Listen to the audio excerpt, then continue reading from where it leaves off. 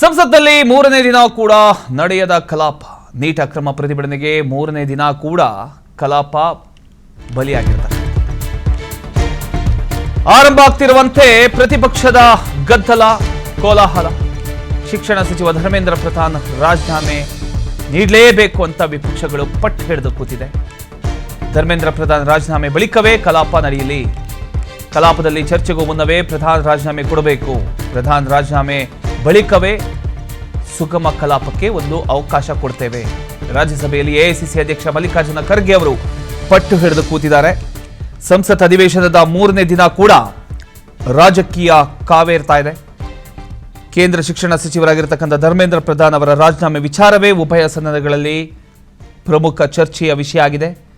ಪ್ರತಿಪಕ್ಷಗಳು ತಮ್ಮ ನಿಲುವನ್ನು ಮತ್ತಷ್ಟು ಕಠಿಣಗೊಳಿಸಿದ್ದು, ರಾಜೀನಾಮೆ ನೀಡುವ ತನಕ ಸದನದ ಕಲಾಪ ಸುಗಮವಾಗಿ ನಡೆಯೋದಕ್ಕೆ ಅವಕಾಶ ಇಲ್ಲ ಅಂತ ಸ್ಪಷ್ಟ ಸಂದೇಶ ರವಾನೆಯಾಗಿದೆ.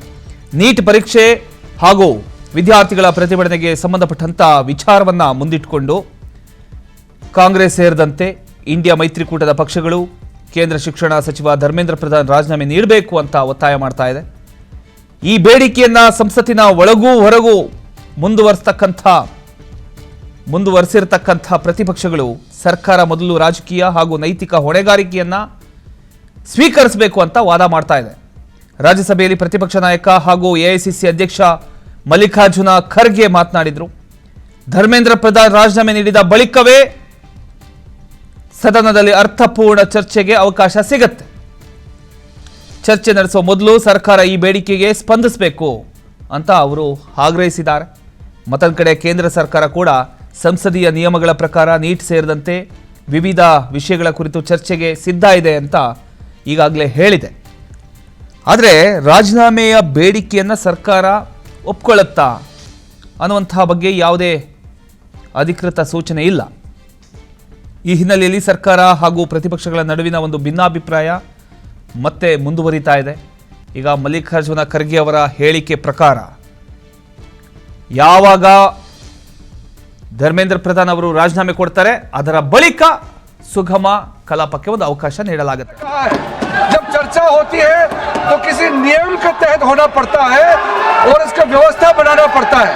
मैं अनुरोध करता हूं कि चर्चा कब होना है, चर्चा का ड्यूरेशन कितना लंबा चर्चा होना है और किस नियम के तहत होना है. माननीय स्पीकर महोदय, सारे पार्टी के फ्लोर लीडर से बातचीत करके इसका निर्णय किया जाए.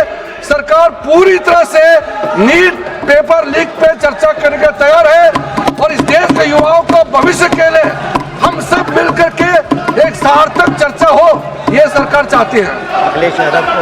अखिलेश बोलना चाहते हैं. अखिलेश जी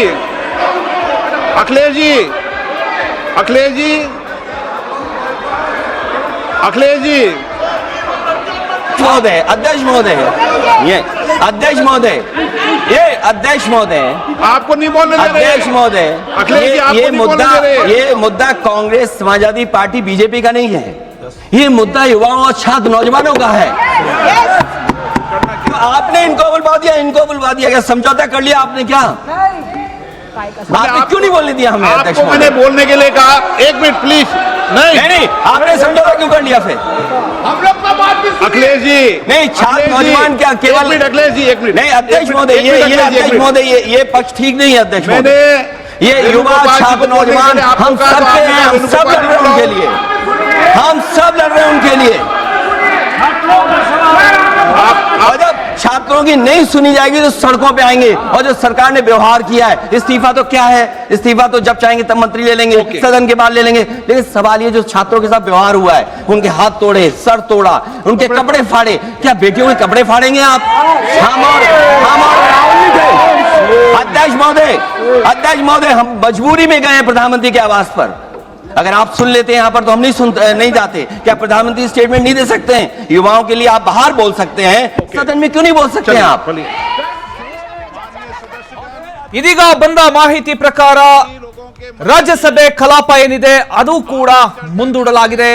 12 ಗಂಟೆಗೆ ಶುರುವಾದಂತ ಕಲಾಪ ಅಗೇನ್ ಮುಂದಕ್ಕೆ ಹೋಗಿದೆ.